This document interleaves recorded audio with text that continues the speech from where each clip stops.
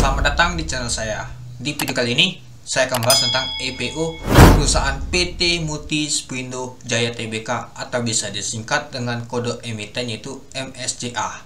Ini adalah pebisnis pinanya teman-teman, bergerak di bidang industri non-woven. Oke teman-teman, langsung saja kita lihat dulu untuk ringkasan perusahaan ini. Perusahaan merupakan suatu perusahaan terbatas yang memiliki kegiatan usaha utama di bidang industri non-woven secara bisnis to bisnis B2B dengan memproduksi produk non-woven sheet yang kemudian digunakan sebagai salah satu bahan baku produk jadi di berbagai sektor, mulai dari sektor kesehatan, pembalut, popok, masker, dan lainnya, hingga sektor konstruksi dan agrikultur. Produk-produk non-woven yang dihasilkan oleh perusahaan memiliki standar tinggi bertaraf internasional sehingga memungkinkan perusahaan untuk mendistribusikan produk ke pasar nasional dan mancanegara. Perusahaan juga memiliki laboratorium penelitian in-house research dan development R&D dan penerapan sistem Total Quality Management TQM di setiap linasi produksi guna untuk memenuhi permintaan spesifik pasar terhadap produk-produk yang dihasilkan perusahaan. Perusahaan dan perusahaan anak menjalankan kegiatan usaha di atas lahan produksi seluas lebih dari 150.000 meter persegi dengan mempekerjakan lebih dari 700 pekerja dengan sistem 4 pengelompokan rotasi sehingga memungkinkan lini produksi perusahaan berjalan terus selama 24 jam non-stop. Untuk alamat emitennya yaitu di Desa Jambaran, Kecamatan Balong Bendo, Krian, Sidoarjo, Jawa Timur, Indonesia 61263. Untuk situs perusahaan emiten yaitu http://www.sponindo.com. Nah, itu dia teman-teman untuk ringkasan perusahaan ini. Oke, kita lanjut. Nah, ini contohnya. Spoonboardnya seperti ini teman-teman. Nah, serbaguna kami dapat memproduksi selembut sutra. Ini juga. Nah, ini juga teman-teman. Ini produksi komposit juga. Nah, ini dia contohnya. Nah, ini adalah untuk alat-alat produksinya itu. Nah, kita lihat dulu untuk informasi perusahaan IPO ini. Nah, jumlah saham ditawarkan adalah 882.352.919 saham dari total saham dicatatkan yaitu 15%. Nah, harga penawarannya untuk finalnya 300. Jadi dana deploy nanti sekitar 264 miliar. Nah, untuk peran awal kemarin itu kan di tanggal 18 Desember sampai 21 Desember tahun 2023. Untuk penawaran umum di tanggal 3 Januari sampai 8 Januari tahun 2024 dan pencatatan sahamnya di tanggal 8 Januari tahun 2024. Untuk pencatatan saham di Bursa Efek Indonesia di tanggal 10 Januari tahun 2024. Untuk underwriternya OD, BRI, Dana Reksa Sekuritas, dan RS, Aliansi Sekuritas Indonesia Tbk. Masuk ke papan utama itu. Nah, jadi kita sudah tahu ya untuk harga finalnya yaitu 300 dan tidak ada perubahan sama sekali itu. Oke, mari kita lihat nanti. Nah, kita masuk ke rencana penggunaan dana ini.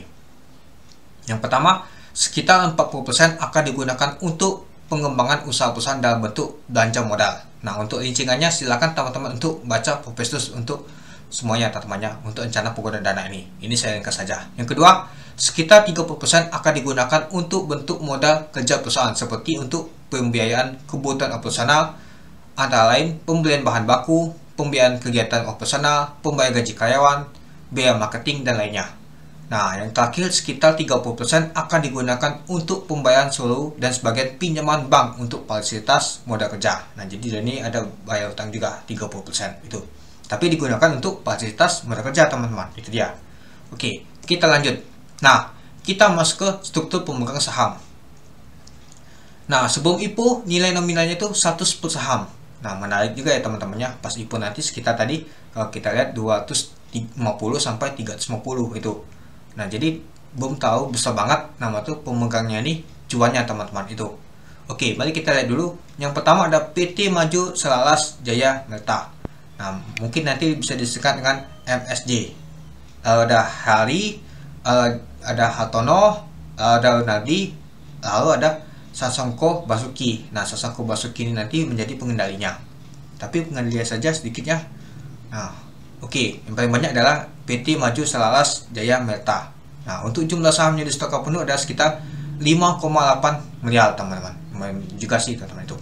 Oke, kita lanjut untuk nama itu ketentuan dan keterangan mengenai pihak yang dilarang untuk mengalihkan sebagian atau seluruh kepemilikan atau saham perusahaan setelah penyataan pendaftaran menjadi efektif. Mari kita lihat dulu teman-teman.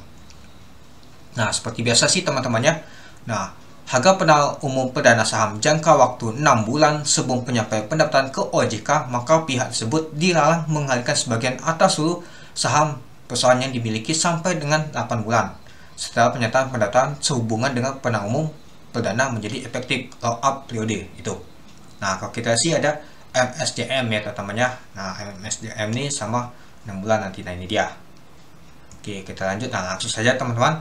Dengan demikian, berdasarkan ketentuan pasal 2 ayat 1 Peraturan OJK nomor 25 2017 mengingat bahwa MSJM memperoleh saham dalam jangka waktu 6 bulan sebelum penyampaian pendaftaran ke OJK sebagaimana dijelaskan di atas, maka MSJM tidak dapat menjual atau mengalihkan seluruh saham yang dimiliki di dalam perusahaan dalam jangka waktu 8 bulan setelah penyataan pendaftaran memperoleh efektif. Nah, artinya yang ini di lock up atau tidak boleh jualan teman-teman itu.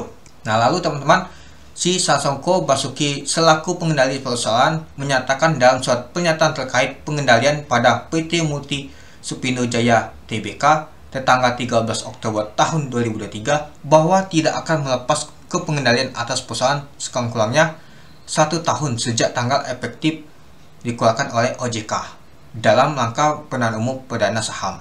Nah, jadi si Bapak Sasongko Basuki ini tidak akan mengalihkan teman-teman. Nah, ini dia. Nah, kalau kita lihat sih sekitar 0,3%. Tapi teman-teman, nah si Hartono Yunardini tidak ada namanya sama sekali di sini teman-teman. Bisa saja nanti dia kapan saja bisa keluar atau lepas dia teman-teman, karena tidak ada nama itu dialihkan sahamnya. Artinya mereka ini boleh jualan. Jadi tetap hati-hati ya teman-temannya untuk Hartono dan Yunardini itu. Nah, yang di lock up itu cuma 2 ini, PT Maju Salas Jaya Melta sama Sasongko Basuki ini. Nah, Sasongko Basuki ini nanti sebagai pengendalinya teman-teman itu. Jadi tetap hati-hati, itu aja. Oke, kita lanjut. Nah, ini adalah struktur kepemilikan perusahaannya teman-teman. Mari kita lihat dulu teman-teman. Lumayan banyak juga ya teman-temannya. Nah, ada juga HI, si Hali. Nah, ini dia perusahaannya. Juga Hali juga banyak. Nah, ada Sasongko Basuki. Nah, ini juga untuk PT-PT-nya teman-temannya, teman-teman bisa cek sendiri. Nah, di sini ada juga PT-nya MSJM ini. Nah, Maju Salas Jaya Melta ini. Nah, kalau kita lihat sih artinya dia nih banyak pemegang juga teman-teman, yang termasuk pemegang di sini tadi itu. Nah, lalu si Hali Harjanto ini ada juga teman-teman. Nah, Hartono Harjanto juga ada juga. Nah, jadi dia ini hampir sama semua teman-teman. Artinya dia ini masuk sini juga. PT ini juga pegang juga ada. Perorangan juga ada itu. Dan juga ini anak-anaknya teman-teman, anak-anak usahanya itu. Nah, jadi kita perlu dilihat dulu teman-teman. Tapi yang memegang paling banyak adalah si Sasongko Basuki. Nah, jadi dia sebagai pengendalinya itu. Nah, kalau kita sih ini 50% ini di sini dia. Ini juga 95%, tapi ini 25%, ini 50% untuk HGI. Artinya paling banyak adalah si Bapak Sasongko Basuki ini tetap itu. Oke, kita lanjut. Nah, kita masuk ke laporan keuangannya teman-teman. Kita lihat untuk asetnya. Ini dalam bentuk dolar teman-teman. Nanti saya lihatkan untuk dalam bentuk rupiahnya. Di tahun 2020 kalau kita lihat sih jumlah aset lancarnya ke tahun 2021 mengalami peningkatan. Di tahun 2022 nyata untuk jumlah asetnya mengalami penurunan. Di tahun 2023 juga menurun untuk jumlah asetnya. Untuk jumlah aset tidak lancar kalau kita sih dari tahun 2020 ke tahun 2021 mengalami peningkatan. Tapi di tahun 2022 menurun dia. Lalu di tahun 2023 menurun lagi dia teman-teman. Jadi dari tahun 2021 ke tahun 2023 nih dia mengalami penurunan teman-teman untuk jumlah aset tidak lancarnya. Jadi untuk jumlah aset lancarnya teman-teman kalau kita lihat sih dari tahun 2020 ke tahun 2021 mengalami peningkatan. Tapi di tahun 2022 dan 2023 mengalami penurunan. Kita masuk ke liabilitas atau hutangnya. Kita lihat dulu untuk liabilitas lancar ya. Nah, kalau kita lihat sih dari tahun 2020 ke tahun 2021 mengalami peningkatan. Di tahun 2022 dia menurun, di tahun 2023 mengalami penurunan. Untuk yang tidak lancar kalau kita lihat sih dari tahun ke tahun nyata mengalami penurunan dia teman-teman itu.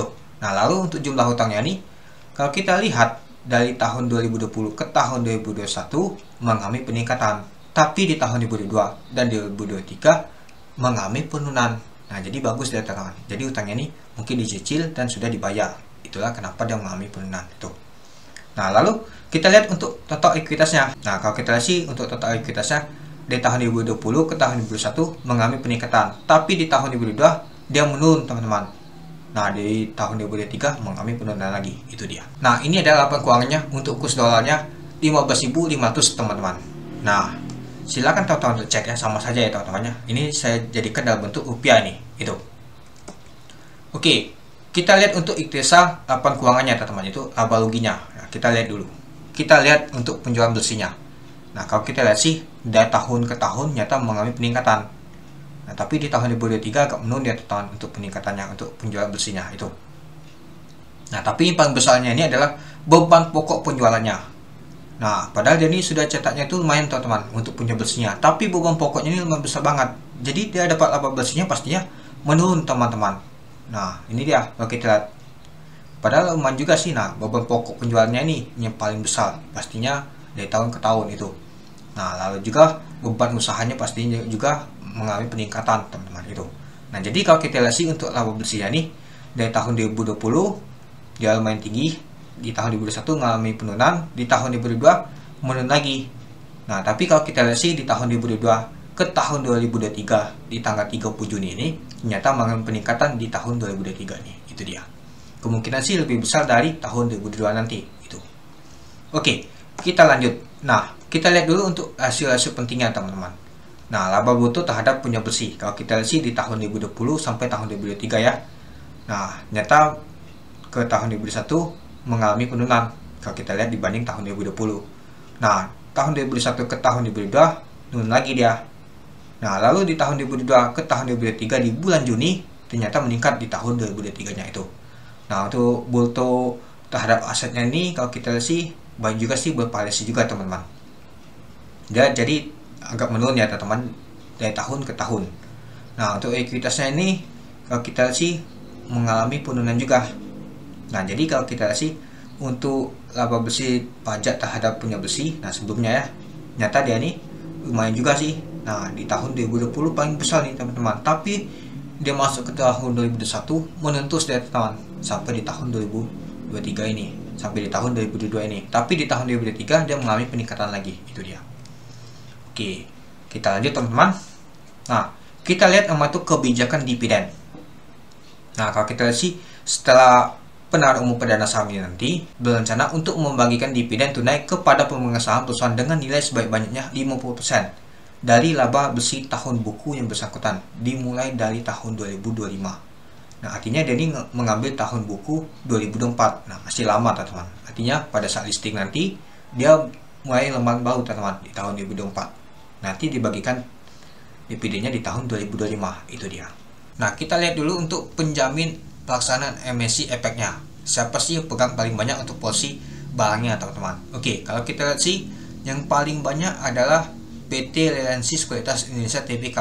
Nah, sekitar 77,17%. Lalu PT BLI dan Reksa Sekuritas yaitu 22,83%. Nah, jadi kita tahu ya, nyata yang paling banyak memegang adalah LS teman-teman. Nah, kode broker LS yang paling banyak. Lalu OD.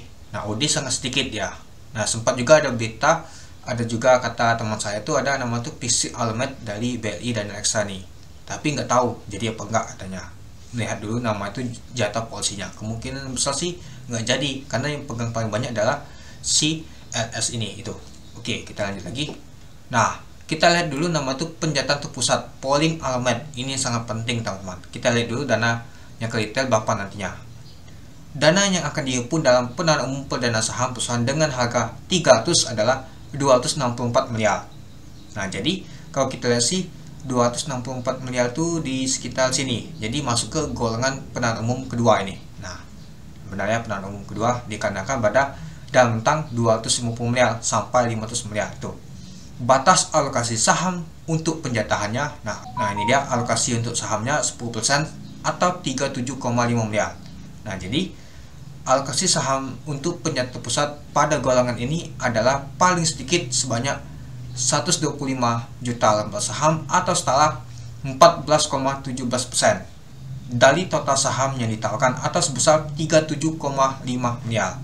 Nah, jadi dia sekitarnya tuh 14,17% itu. Nah, yang penting dia itu mendekati harga ini teman-teman untuk penawarannya dananya 37,5 miliar. Artinya ini sangat sedikit ya, 14,17% ke retailnya. Ya, semoga saja nanti untuk ini nanti digoreng ya teman-teman itu. Oke, kita lanjut lagi. Nah, bagi teman-teman yang minat yang mau ikutan untuk IPO nih, silakan untuk melakukan pemesanan karena berlangsung 4 hari teman-teman, yaitu di tanggal 3 sampai 8 Januari. Nah, hari pertama, nah sampai jam ini ya temannya terus non-stop ya sampai di tanggal 8. Nah, di tanggal 8 ini tutupnya di jam 10 pagi. Nah, jadi teman-teman tuh pesanlah sebelum di tanggal 8. Lebih baik pesannya di tanggal 7, atau teman-teman yakin hari ini mau pesan, silakan dipesan. Nah, jangan ditunda lagi, takutnya nanti error teman-teman itu. Oke, kita lanjut. Kita masuk ke policy MSCA untuk kurs 15.500. Nah, ini dari dolar ke rupiah. Ini saya gunakan kursnya 15.500 untuk harga di 300. Nah, kita lihat dulu. PBP-nya di tahun 2022 itu 1,66 kali, untuk di tahun 2023 itu 1,78 kali. Untuk pelnya di tahun 2022 itu 25,12 kali, untuk di tahun 2023 itu 15,61 kali. Untuk BP-nya di tahun 2022 itu 181,23, untuk di tahun 2023 itu 168,79. Untuk delnya di tahun 2022 itu 44,93%, untuk di tahun 2023 itu 42,99%. Untuk Y-nya di tahun 2022 itu 6,59%, untuk di tahun 2023 itu 11,39%. Untuk EPS di tahun 2022 itu 11,94, untuk di tahun 2023 itu 19,22. Untuk jumlah saham yang disetorkan penuh adalah 5,8 miliar. Untuk ekuitas di tahun 2022 itu 1 triliun. Untuk ekuitas di tahun 2023 itu 952 miliar. Untuk laba bersih di tahun 2022 itu 70 miliar. Untuk di tahun 2023 itu 113 miliar. Untuk total hutangnya di tahun 2022 itu 478 miliar. Untuk di tahun 2023 itu 426 miliar. Untuk market cap di harga 300 adalah 1,7 triliun. Nah, itu dia teman-teman. Untuk policy MSCA untuk kurs 15.500 untuk di harga 300. Nah, kalau kita lihat sih ternyata murah banget ya teman-temannya. Untuk PBP-nya aja di tahun 2022 dan di tahun 2023 itu. Nah, kalau kita lihat sih untuk ekuitasnya agak murahnya di tahun 2023 ini dibanding tahun 2022 itu. Tapi untuk laba bersihnya meningkat ya jika disetahunkan itu. Oke, kita lanjut lagi. Oke, kita masuk kesimpulan. Yang pertama, kinerja perusahaan saham MSCA dari tahun 2020 ke tahun 2023 mengalami peningkatan dari segi penjualan, tapi laba bersih turun karena beban pokok yang besar. Yang kedua, tujuan pengguna dana lumayan menarik untuk modal kerja dan belanja modal, tapi 30% untuk bayar hutang. Yang ketiga, untuk underweighted dari IPO saham MSCA adalah OD dan RS yang bervariasi pergerakannya. Mari kita lihat dulu. Nah, ini adalah OD, yaitu BLI dan Alexa Sekuritas. Nah, kalau kita lihat sih bervariasi dia teman-temannya. Nah, seperti BLIS 6%, DAK 1 kali arah, untuk Tugu minus dia, Buka 1 kali arah, EMU 2 kali arah, Lans untuk papan akasasi 13 kali arah, terus juga MTEL minus dia 4,37%, MPP minus juga, untuk cabut 1 kali arah, untuk beli kuning, untuk PT 10%. Nah, untuk di tahun 2023 nya kalau kita lihat bagus semua dia. Cuan 6 kali arah, untuk NNS 6,29%, untuk AMN 3% itu. Nah, kalau LS gimana? Ini dia. GTSI 3 kali ALB karena ada kasus. Buah 1 kali arah. Lalu Humi 2%, sempat juga naiknya hampir 20% kemarin, tapi turun lagi dia, tapi ditutup di zona hijau 2% itu. Nah, jadi kalau kita sih bervariasi untuk trade ikutnya nih, ya kemungkinan bisa saja nanti untuk MSCA ini kalau tidak arah dia ditutup di zona hijau itu. Dan juga kalau kita lihat untuk Humi kemarin itu LS ini jagain harganya, tapi dia distribusi di atas dia itu. Yang keempat, IPO saham MSCA tergolong sangat murah pasti polusinya. Hanya saja labanya menurun itu karena beban pokok tadi teman-teman. Yang kelima, IPO saham MSCA barengan sama SMEL. Kalau disuruh bagi porsi mungkin lebih besar sedikit ini atau bagi dua dananya teman-teman. Itu silakan teman-teman untuk mempertimbangkan mau ambil MSCA atau SMEL atau beli keduanya. Mau bagi dua dananya atau mau bersaka polisi di MSJA atau SMEL, itu terserah teman-teman. Yang penting teman-teman tuh bisa bagi saja polisinya untuk meminimalkan risikonya kalau susah pantaunya nanti itu. Yang keenam, nah seperti saya bilang tadi, ada rumor fixed alamat dari sales BRI dan Reksa. Nah seperti yang dikasih tahu teman saya kemarin itu, katanya ada fixed alamat, nggak tahu jadi apa enggak, tapi belum pasti katanya itu. Nah, semoga saja tidak ada, teman-teman. Kalau ada fixed alamat seperti LL kemarin, semoga tidak terlalu banyak yang mendapatkan nama itu fixed alamat, dan juga tidak liar untuk gerakannya. Takutnya nanti pada saat oponnya hit, taunya diguyur ke bawah. Yang guyur itu adalah fixed alamatnya. Ya semoga saja nggak terjadi itu. Yang ketujuh, IPO saham MSJA ini lebih cocok memanfaatkan momentum jangka pendek saja, IPC, yang penting cuan aja gitu. Mungkin kalau tidak lock arah, saya akan jualan, atau dia open hik hijau, berapa aja saya jualan. Yang penting cuan saja, jangan aja kita tuh rugi, teman-teman. Itu dia. Oke, mungkin itu saja sih teman-teman untuk video saya tentang pembahasan IPO saham MSJA ini. Gimana teman-teman tertarik untuk membeli atau teman-teman mau skip? Silakan teman-teman untuk mempertimbangkan kembali. Ingat, dia barengan sama SMEL. Jadi teman-teman pertimbangkan mau ambil MSJA atau SMEL, atau mau skip keduanya, terserah teman-teman itu. Nah, yang penting saya sudah jelaskan dari apa yang saya berikan tadi. Nah, seperti pemutus finalnya ini, teman-teman, itu. Oke, mungkin itu saja sih teman-teman untuk video saya. Oke, sekian dulu video saya. Terima kasih sudah menonton. Salam cuan.